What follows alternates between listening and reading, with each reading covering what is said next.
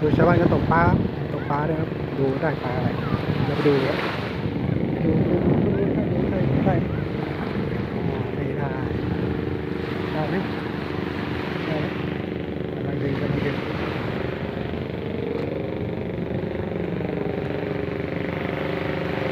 รู้ได้ไม่ได้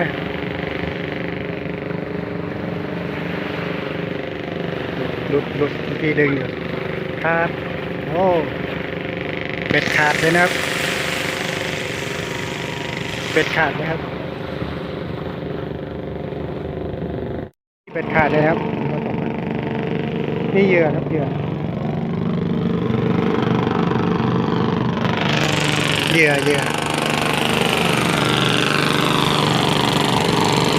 บนเรือกลับจะหาปลาครับก็ได้ปลามาก็ไปขายตรงนี้ครับได้ปลามาก็ไปขายใกล้ตรงนี้ก็จะรอซื้ออยู่ตรงนี้เลยครับ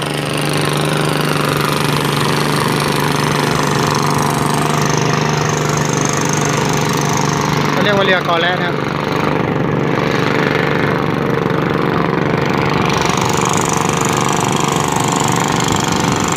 กอแล้วที่คาด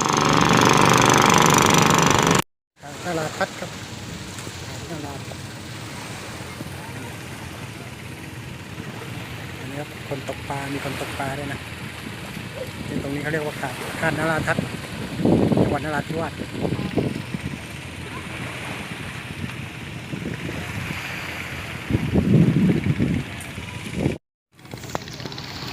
บรรยากาศชายหาดครับดูคนตกปลาเช่นเขาได้ปลาอย่างนั้นมีปลาใหญ่ปลากดนะปลากดทะเลชาวบ้านเขามาพักผ่อนกันครับหาดนราทัดนะครับจังหวัดนราธิวาสในตัวเมืองเลยครับตัวเมืองนราธิวาส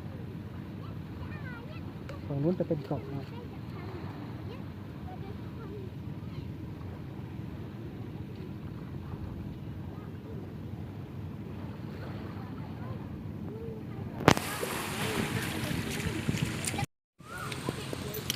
ชาวเรือก็ได้ปลามาเขาเอาปลามาขาย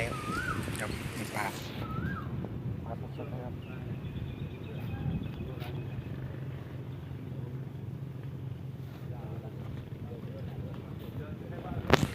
ปลาสดๆจับขึ้นมาจากทะเลครับ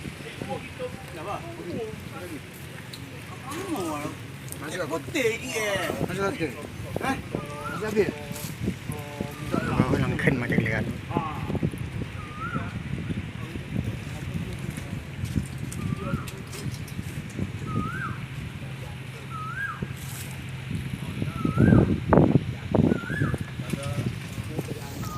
ก็เพิ่งเข้าฝั่งมาแล้ว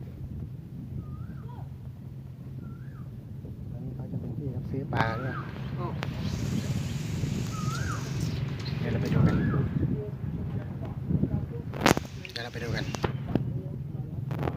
ู่คนเดียวเงานี่ครับปลาสดๆเลยนะครับขึ้นจากเรือมาท่าเ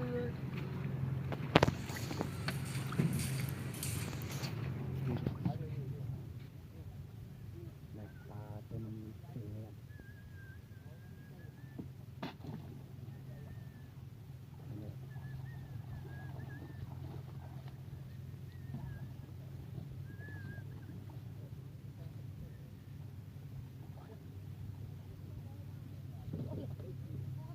ตัดขึ้นมาเดี๋ยวดูครับตัดขึ้น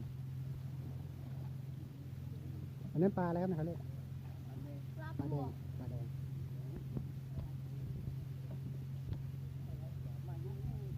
ชีวิตของชาวเรือได้ปลาแล้วขึ้นมาขายสดๆเลยนะ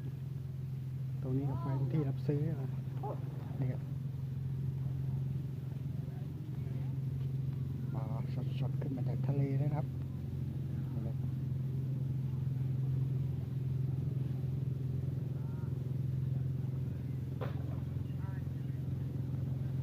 ปลาแดงปลาแดง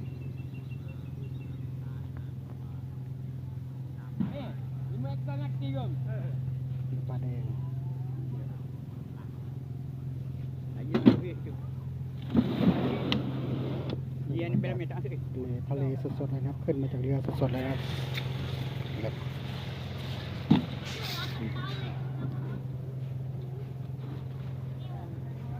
นี่หาดนราทัศน์ครับจังหวัดนราธิวาส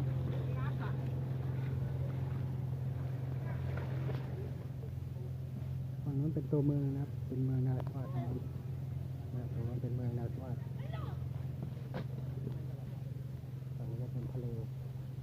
เป็นชายหาด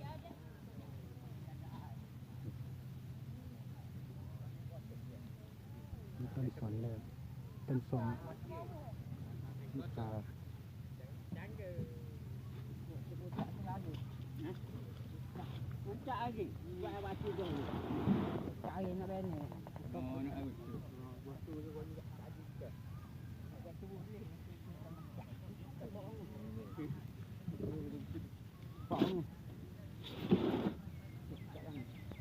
ทะเลสดๆนะครับ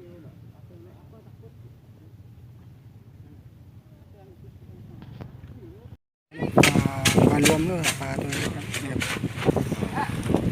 นี่จะเป็นปลารวมนะครับนี่ก็ขึ้นมาจากทะเลแล้วอันนี้ปลารวมไหม ปลารวม รวม ปลาไก่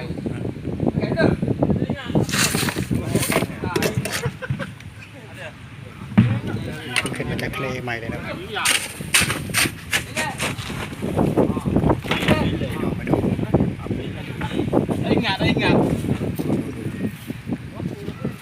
อันนี้ปลาอะไรครับเนี่ยนี่จะเป็นปลาดาบ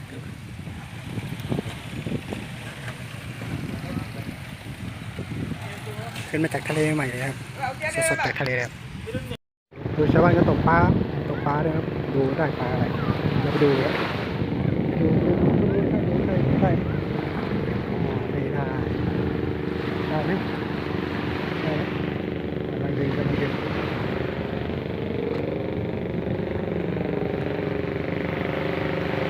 รู้ได้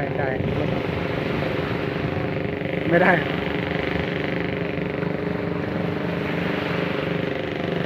หลุดเมื่อกี้ดึงอยู่ครับโอ้เบ็ดขาดเลยนะครับเบ็ดขาดนะครับ